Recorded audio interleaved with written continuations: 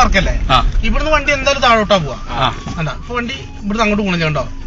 എന്താ ഞാൻ ബ്രേക്ക് ഒന്നും പിടിച്ചില്ല, വണ്ടി അങ്ങോട്ട് താഴോട്ട് പോണില്ല. ഇങ്ങനെയാണെങ്കിൽ കുറച്ചും കൂടിയാണ് ഇറക്കിയത്, കണ്ടോ? അപ്പൊ ഇവിടെ നിർത്തി കഴിഞ്ഞാൽ വണ്ടി എന്തായാലും താഴോട്ട് പോകണം. ന്യൂട്രാത് വണ്ടി അങ്ങോട്ട് പോയില്ല, കണ്ടോ? കണ്ടോ?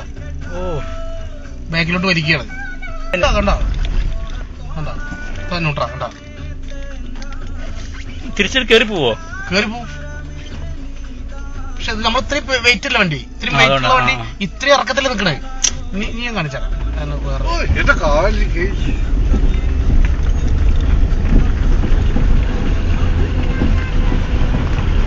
കൂടുതൽ ആക്സിലേറ്റർ എല്ലാം കൊടുക്കേണ്ടി വരുമോ ഇവിടെ?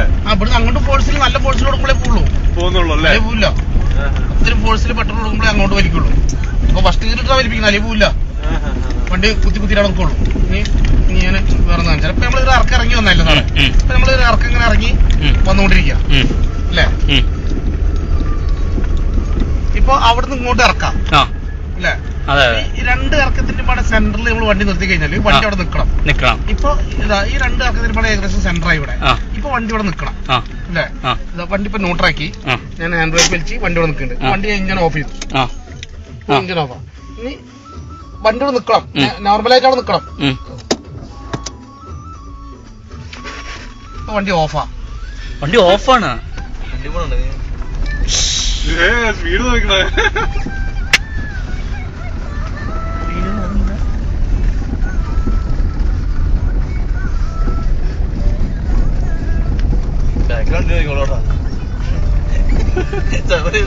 വണ്ടി നിന്ന് പറയും.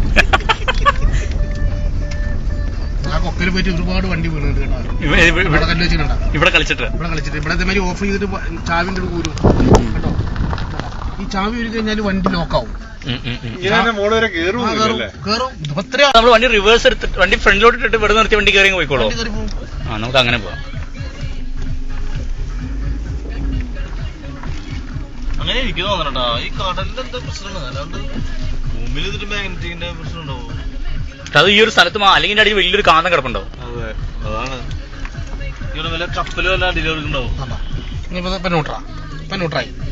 ന്യൂട്രായി ഞാൻ ബ്രേക്കിൽ നിന്ന് പോകുന്ന കാലത്ത് വണ്ടി പായും. ഇപ്പൊ ബ്രേക്കിൽ നിന്ന് കാലത്ത് വണ്ടി ന്യൂട്രായി.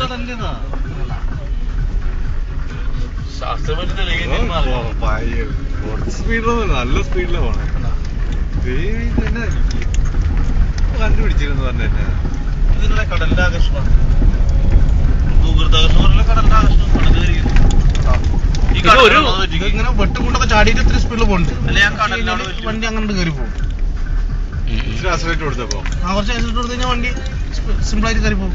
അല്ല വണ്ടി റിവേഴ്സ് കൊണ്ടുണ്ടാവും. കയറ്റണ